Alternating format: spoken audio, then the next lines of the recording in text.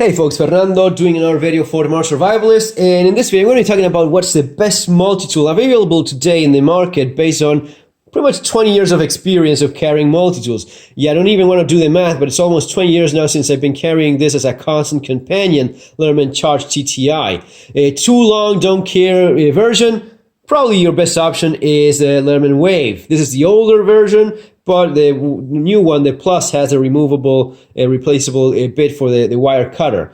If you're, though, interested in finding out what's the best multi-tool based on my experience, going an extra notch, stick around for the video. Before I go on, if you're interested in this kind of content, Street Survival Skills, which is my latest book, I do address some of the practical aspects of EDC as well, from clothing to deciding what kind of tools you want to have with you as part of your EDC. I explain the importance of each one, why that is, including the multi-tool. So chapter dedicated to that, a lot regarding self-defense, fighting, awareness on the street, and yeah, use of firearms, stuff that you learn in classes and that I've learned in classes over the years, and a lot of practical skills so as to get through some of those tougher situations, finding cover, what provides good cover, what doesn't, and lots of practical day-to-day tips that you want to learn. If you're interested in the economic aspect of survival preparedness, then by all means, get my book, Surviving the Economic Collapse. It has over 1,000 reviews on Amazon. It's one of the best-selling survival books in its topic, without a doubt, bugging out and relocating as well. Links for this below. Now that I got that out of the way, let's get to it. So, Leatherman Wave is a fantastic option. I won't be the first one to say this. You've probably seen many videos where pretty much people agree on that. For the money, and I'll leave the links below, not only for my books, for some of the multi-tools I'm talking about here, I'll leave the links there below. And do check the prices because they tend to change, and that may influence your decision. So, why is it that the Leatherman Wave offers pretty much the best bang per buck? Well, you have a fantastic multi-tool with tools that are accessible from the outside. As you probably already know, you have your serrated blade, you have your straight blade, you have your file, diamond coated on one side, and wood and metal on the other, and you have your saw. These are the ones accessible on the outside. Black is not all that friendly with the camera, so bear with me. You've probably seen this already, but in case you haven't, you have your flat screwdriver, large, which can use for prying. You have a tiny scissor, which is still strong enough for nail cutting every once in a while. That's something that's capable of doing. And you have a tiny screwdriver, both flat and Phillips. This saves the day more often than people care to admit, even if you don't like the idea so much. It's also used as a poking little tool for resetting gadgets and that sort of thing, and a number of situations where you just need something that's long and metal and not all that bendy. On the other side, you have your removable bit with a medium-sized flat screwdriver, Phillips on the other side. This is useful many times, and you have your tool with a can opener, wire stripper, bottle cap lifter. That's basically what you have with your Leatherman Wave, and that's fantastic. That's probably the best multi-tool for the money you can get. There's cheaper versions. I'm pretty much fond of the Wingman and the Sidekick series. These two, for the money, they used to be much of a better deal because they used to be a lot cheaper. Now the gap has been closed. Again, check the price difference and see what's best for you. But this still offers the clip, the pliers that are very decent still, and the all-important knife, right? So this for the money used to be a good deal. Maybe today it isn't or not. Just check that. The rebar is also a great traditional multi-tool, but this means you're sacrificing. It has a bunch of tools on the inside, including an owl, but you don't have the access and you don't have the clip. For me, the clip and the access to a blade is very much important. Now, if you want to spend a little bit more and maybe get the best, this is the one I've been using for so many years, and it's the one I've been very happy with. What would be some of the differences between the Charge series and the Wave? And I recently got the Charge AL, the aluminum handle version, and I think this one is objectively the best multi-tool money can buy as of right now, and I'll explain why in just a moment. And yes, I'll even mention why the Surge is not in this list. So the difference between your Charge series And your wave is, well, this is the older version, so I don't have the removable cutting bits here, which are currently available in the Wave Plus. But other than that, the main differences would be these ones that I haven't seen all that mentioned over the years for many YouTubers doing videos regarding this. First of all, when you use one of the most common used things in your multi-tool, you're going to be using the blade. And when the multi-tool is opened, there's really not that much of a difference. I'm opening the charge here and the wave here. This is stuff you just appreciate after really using these tools for lots and lots of years. When it's open, they're very much the same. That's great. Now, when they're closed and I'm accessing the exterior tools, the charge version is a lot more comfortable because I don't have these sharp edges that I have in the wave. In the wave, it's like bent metal, so it's a sheet of stainless steel that is forming the grip. And this is very rugged and all, but these edges tend to be a little bit sharper than what you have in the nice titanium handle. In the titanium scales, this is rounded and it has more thickness, and here it's just bent metal. So even though for just occasional cutting and use, it's not that much of a difference. But if you're going to be cutting for a little bit more than that, you're going to be seeing that this is not as comfortable as this one. Now, yes, of course, these are not proper knife handles, so none of these are very comfortable at all. But I'll tell you that this is simply more comfortable than the bent metal contact that you have there in your fingers, especially when you're cold, dirty, wet, and that sort of thing. All of these little details may end up mattering. The other difference that you see right here is that the steel is, of course, different. The steel in the blade is 420 HC, which is the cheapest stainless steel in the market in your Leatherman Wave, and it is one of the premium steels, S30V, that is available in your Charge TI, and it is 154 cm that you have in your Charge AL. What is the difference? Well, I can tell you this right now.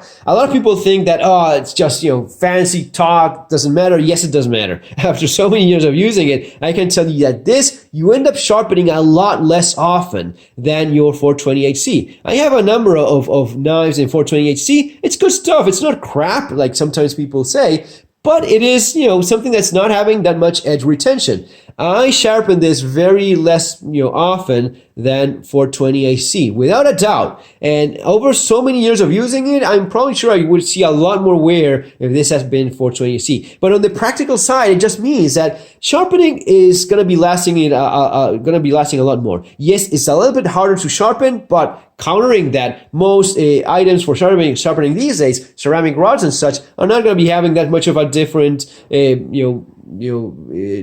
difficulty in sharpening one over the other.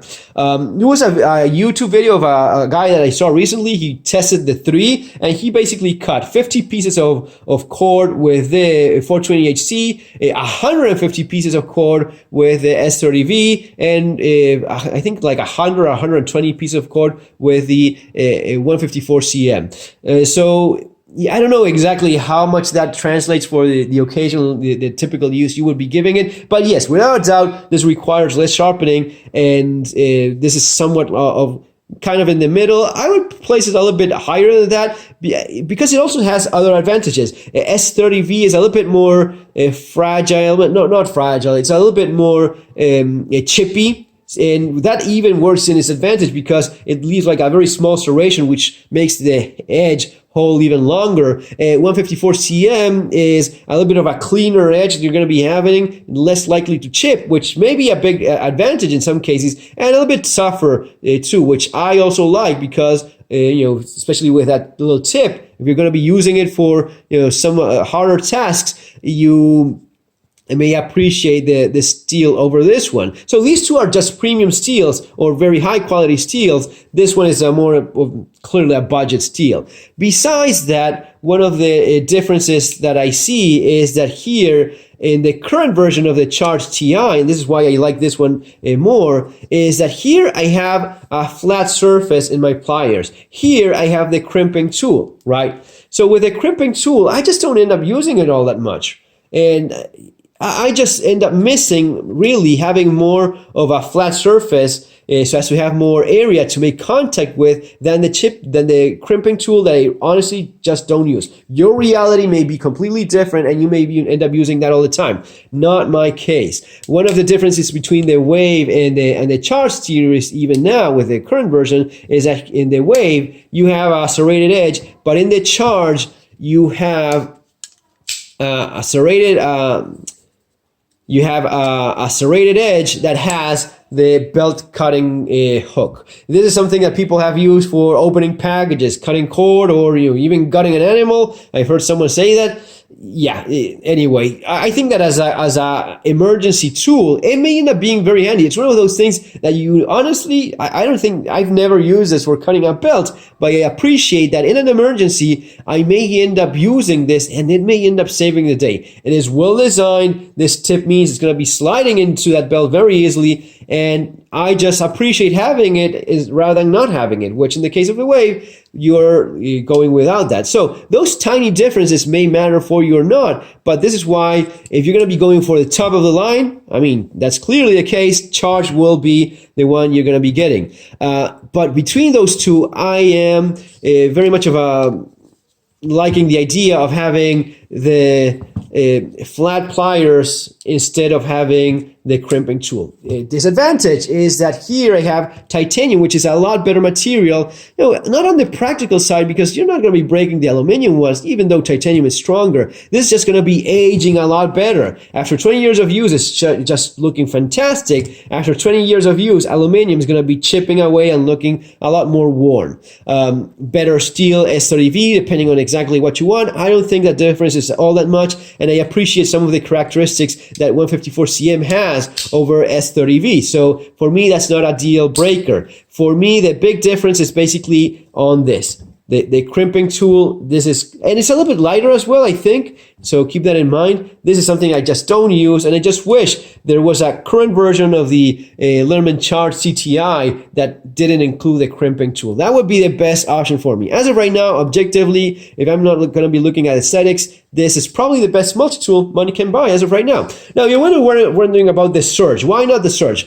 Two reasons why not the Surge. Yes, it's a little bit bigger, so you have a bigger set of pliers. You have a bigger blade as well. But first of all, keep in mind that the bigger blade is still made of 420HC, the same steel that you have in the Wave. This means that even though you have a bigger blade in your Surge, you're not going to be cutting as much as I'm going to be cutting with my S30V or my 154cm in the Charge series. These are just better steels made of better blades made of better steel. It's going to be cutting more than your larger blade in your Surge. So that would be one of the key points. One of the other key points, and for me, which it's a deal breaker, is I'm losing a tool in my Surge versus the Charge series. Yes, you are getting the awl and a bigger pair of scissors, but essentially, one of the tools I use the most, the one you use the most is going to be the blade all the time. The second one you're going to be using the most is the set of pliers. Now, other than that, one of the things I use the most is always the file, because it is fantastic. It's of good quality, diamond coated, just works great. In the Surge, I have to choose one or the other. I cannot have a saw and a file because it's the same tool place that's holding that. It is replaceable, so people are left with the option of carrying it in a wallet or somewhere else, or just deciding over one or the other. Here, I don't have to make that compromise. Now, the counter to that is, yeah, but I can replace it when it wears. After 20 years of experience, one of the advantages is that I know that this does not wear nearly as much as people think. After so many years of use, and I use this a lot, it is still going fine. It is still going strong. I don't have a problem with any of these. The file, the saw, the diamond coated file, it's great. The saw is still very sharp and very much capable of going for another 10 or 20 years. So why would I sacrifice one of those tools simply for the exchangeability of it and having to compromise with that? That's why I'm not going with the Surge. Your opinion may be completely different. That's fine. I like that the Surge has the option of a clip, which for me is essential. Guys, that's going to be all for now. I hope you got something out of this, made a decision. My opinion, Wave is a very strong contender for the best multi-tool for the money. If you want to go for the finest, probably one of these two, I go more for the version of the AL Charge. Guys, all for now. See you on the next video. Subscribe to the channel if you haven't done so. Have a great day. Take care.